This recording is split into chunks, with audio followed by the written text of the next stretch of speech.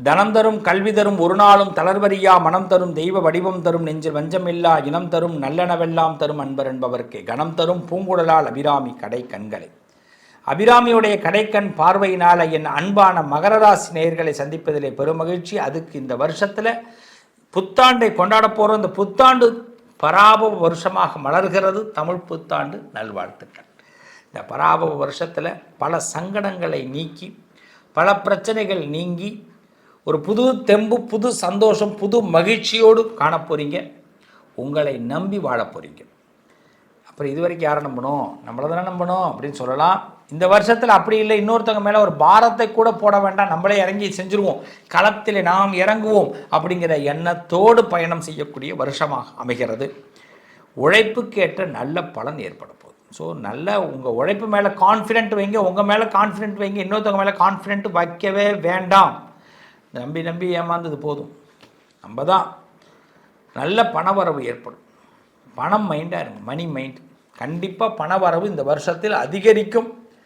பிரச்சனைகள், பணத்தினால் இருந்த பிரச்சனைகள் தீரும். பதவி உயர்வுகள் ஏற்படும். நீங்கள் ஏதாவது ஒரு பதவி உயர்வு எதிர்பார்த்துருந்தீங்கன்னா அந்த பதவி உயர்வு ஏற்படும். உங்கள் குடும்பத்தில் உங்கள் மூலமாக வருமானம் அதிகரிக்கும். அதே மாதிரி இன்னொருத்தவங்களுக்கு உங்கள் குடும்பத்தில் வேலை கிடைக்கிறதுக்கான வாய்ப்புகள் ஏற்படும். உங்கள் குடும்பத்தில் இன்னொருத்தவங்களை வேலைக்கு அனுப்பிவிட்டு நீங்கள் அதில் ஒரு மகிழ்ச்சியும் ஏற்படுவதற்கு உங்கள் 2 வருமானம் கிடைக்கிறதுக்கான வாய்ப்பு ஏற்படும். ஒத்த தொழில் பண்ணுறவங்களுக்கு 2 தொழில் பண்ணுறதுக்கு வாய்ப்பு ஏற்படும். அப்போ அதாவது நான் இன்னொரு பிஸ்னஸ் பண்ணலாமா அப்படின்னு நினைக்கிறவங்களுக்கு நல்ல வாய்ப்பு. குடும்பத்தில் மகிழ்ச்சி ஏற்படும். திட்டமிட்டபடி காரியங்கள் வெற்றி அடையும். அதனால் என்ன பண்ணுங்கள், பிளானிங் பண்ணிவிட்டு ஒரு காரியத்தை ஆரம்பிங்க. எந்த காரியமாக இருந்தாலும், எந்த செயலாக இருந்தாலும் திட்டமிட்டிங்கன்னா அது கண்டிப்பாக வெற்றி அடையும்.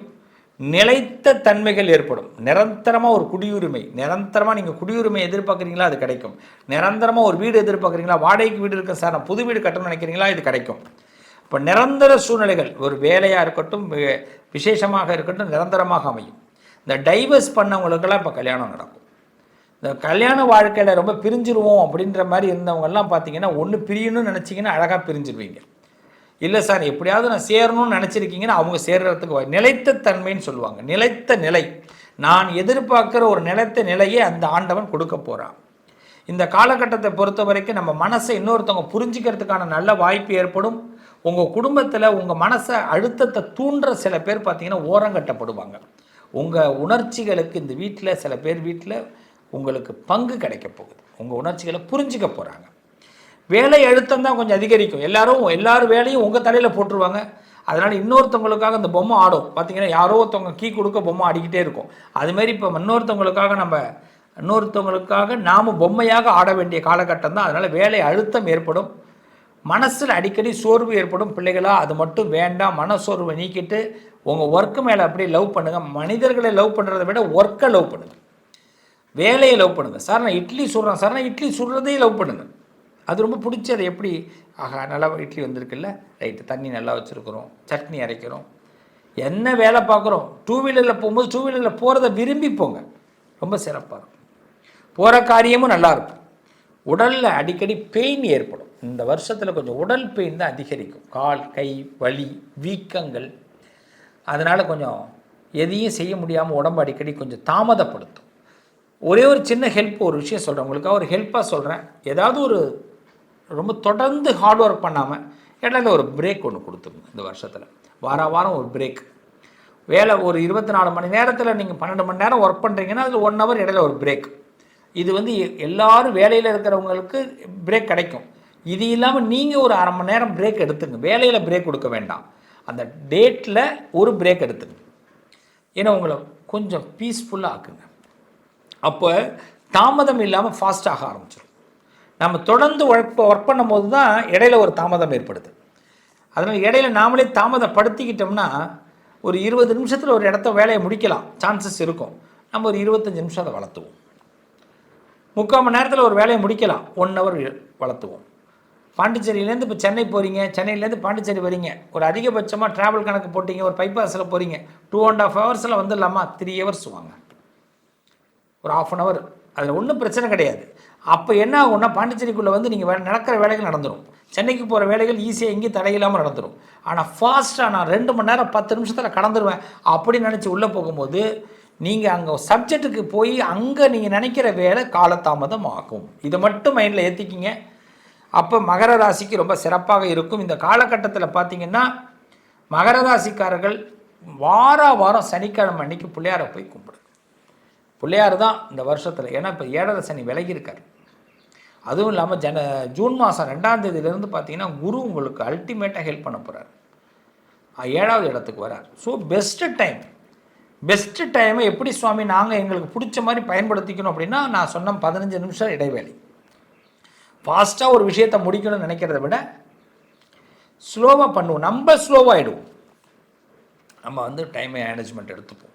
பொறுமையாக குளிச்சுட்டு பொறுமையாக சாப்பிட்றது, பொறுமையாக சாமி கும்பிட்றது, இந்த டைமெல்லாம் எடுக்கும்போது நம்ம எங்கே போய் நிற்கணுமோ அந்த நேரத்தில் நிற்க மாட்டோம். ஒரு ஹாஸ்பிட்டல்லே டோக்கன் போட்டு போகிறீங்க, எல்லாத்தையும் அவசரமாக போட்டுட்டு அந்த டோக்கனுக்காக நம்ம போய் நிற்கும் போதை விட பொறுமையாக போகும்போது அடுத்தது நீங்கள் தான் வருவீங்க. அந்த டோக்கன் போட்டிருக்கும் போது நீங்கள் நிற்கவே வேண்டாம், அப்படியே அழகாக கடந்து டாக்டரை பார்த்துட்டு வந்துடலாமே, அவ்வளோதான். இதை மட்டும் மைண்டில் ஏற்றிங்க. கண்டிப்பாக மகர ராசி அசுர வெற்றியை கண்டிப்பாக பெறுவீர்கள். நல்லது நடக்கும். பராப வருஷத்தில் ஒரு நிச்சயமாக ஒரு பலமான ஒரு அமைப்பை உருவாக்க போகிறீங்க. ரொம்ப நாளாக தேங்கி வச்சிருந்த நல்ல விஷயங்கள் நடக்க போகுது. பராபவ வருஷத்தில் முக்கியமான பகுதிக்குள்ளே இப்போ தான் வந்திருக்கிறோம். இத்தனை விஷயங்களை இப்போ பற்றி ஒவ்வொரு ராசிக்கும் சொன்னோம். இந்த ராசியில் பிறந்த உங்களுக்கு இந்த விஷயத்தை பற்றி நான் பேசியிருக்கிறேன். நீங்கள் இந்த ராசியில் பிறந்தது உங்களுக்கு பெரிய பலன். உங்கள் ராசிநாதனே உங்களை காப்பாற்றுவார். அதை முதல்ல தெரிஞ்சுங்க. உங்கள் ராசிநாதனே உங்களை காப்பாற்றுவார். அப்போ என்ன பண்ணணும் அப்படின்னா, அந்த ராசிக்காரர்கள் நம்ம செய்கிற ஒரு விஷயத்தை எல்லோரும் செய்ய வேண்டும். ஃபஸ்ட்டு இந்த வருஷத்தில் மாற்றங்கள் அதிகமாக இருக்கும். நிச்சயமாக குடும்ப வாழ்க்கையில் மாற்றங்கள் ஏற்படும், வேலை விஷயங்களில் மாற்றம் ஏற்படும், பண விஷயங்களில் மாற்றம் ஏற்படும், மாற்றங்கள் அதிகமாக இருக்கும். குட் ஃப்ரெண்ட்ஷிப் கன்ஃபார்மாக நல்லா அமைவாங்க. பழையதை விட புதிய தொடக்கங்கள் இந்த வருஷத்தில் அதிகரிக்கும். பழையதை விட புதிய தொடக்கங்கள், ஒரு விஷயத்தை நான் புதுசாக ஆரம்பிக்கிறேங்க அப்படிங்கிறத நீங்கள் கண்டிப்பாக செய்வீங்க. பொறுமையாக இருந்தீங்கன்னா பெரிய வளர்ச்சியை இந்த வருஷத்தில் பெற முடியும். பொறுமையாக இருக்கணும், எல்லா விஷயத்துலையும் பொறுமையாக இருங்க. அது உங்களுக்கு பெரிய வளர்ச்சியை கண்டிப்பாக ஏற்படுத்தும் போது. அதே மாதிரி பார்த்தீங்கன்னா மன தைரியம் இந்த வருஷத்தில், அதுதான் உங்களுடைய மிகப்பெரிய முன்னேற்றம். தைரியத்தை வச்சுக்கிங்க. ஆன்மீகத்தில் அதிகமாக நாட்டம் எடுங்க. ஆன்மீகம், குரு மந்திரம், காலையில் எல்லாரும் ராம மந்திரம் சொல்லுங்கள், மாலை நேரத்தில் சிவ மந்திரம் சொல்லுங்கள், எல்லோரும் சொல்லுங்கள். இந்த வருஷத்தில் இதுதான் பரிகாரம். பராபவ வருஷம் அனைவருக்கும் மாற்றத்தை கொடுக்கும். அது உங்கள் ராசிக்கு மாற்றம் கண்டிப்பாக உண்டு, வளர்ச்சி கண்டிப்பாக உண்டு. பொறுமை இருந்ததுன்னா, நம்பிக்கை இருந்ததுன்னா இந்த வருஷம் அதிர்ஷ்டம் உங்களை தேடி வரும். அதிர்ஷ்டம் உங்களை தேடி வரும். நீங்கள் நம்புங்க, இதுதான் உண்மை. அதிர்ஷ்டம் உங்களை தேடி வரும். இந்த காலகட்டத்தில் அந்த அதிர்ஷ்டத்திற்கான தேவதைகள் உங்களுக்கு மிக ரகசியமாக அனுகூலத்தை கொடுக்க போகிறாங்க. இந்த வருஷத்தில் நீங்கள் ஒரு விஷயத்தை மட்டும் செய்யுங்க. தினசரி ஒரு சின்ன மேஜிக் உங்களுக்கு சொல்லி கொடுக்குறேன். முடிஞ்சதுன்னா இந்த மேஜிக்கை நீங்கள் செஞ்சீங்கன்னா டெஃபினெட்லி இந்த மேஜிக் உங்களுக்கு சக்ஸஸ் உண்டாகும். ஒரு 11 நிமிஷம் உங்கள் வாழ்க்கையில் உங்களால் ஒதுக்க முடியுமா? ஒரு 11 நிமிஷம் உங்கள் வாழ்க்கையில் உங்களால் ஒதுக்க முடியும் அப்படின்னா, இந்த 11 நிமிஷம், ஒரு நாளையில் 11 நிமிஷத்தை மட்டும் எடுத்துங்க, 11 மினிட்ஸ். அதே மாதிரி ஒரு வாரத்துக்கு 48 நிமிஷத்தை எடுத்துக்கணும், 48 மினிட்ஸ்.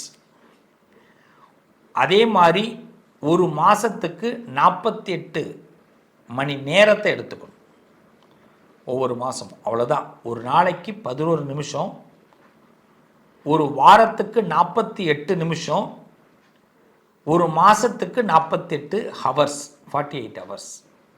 இதை மட்டும் நீங்கள் ஒரு பிளானாக எடுங்க. என்ன பண்ண போகிறோம் அப்படின்னா, அந்த 11 நிமிஷம் ஒவ்வொரு நாளும் மன அமைதியாக இருக்குது. ஏதாவது ஒரு இடத்துல குளிர்ந்த இடம், உங்களுக்கு பிடிச்ச இடமெல்லாம் குளிர்ந்த இடம், அங்கே உட்காந்துருங்க. பிடிச்ச நேரத்தில் உட்காருங்க.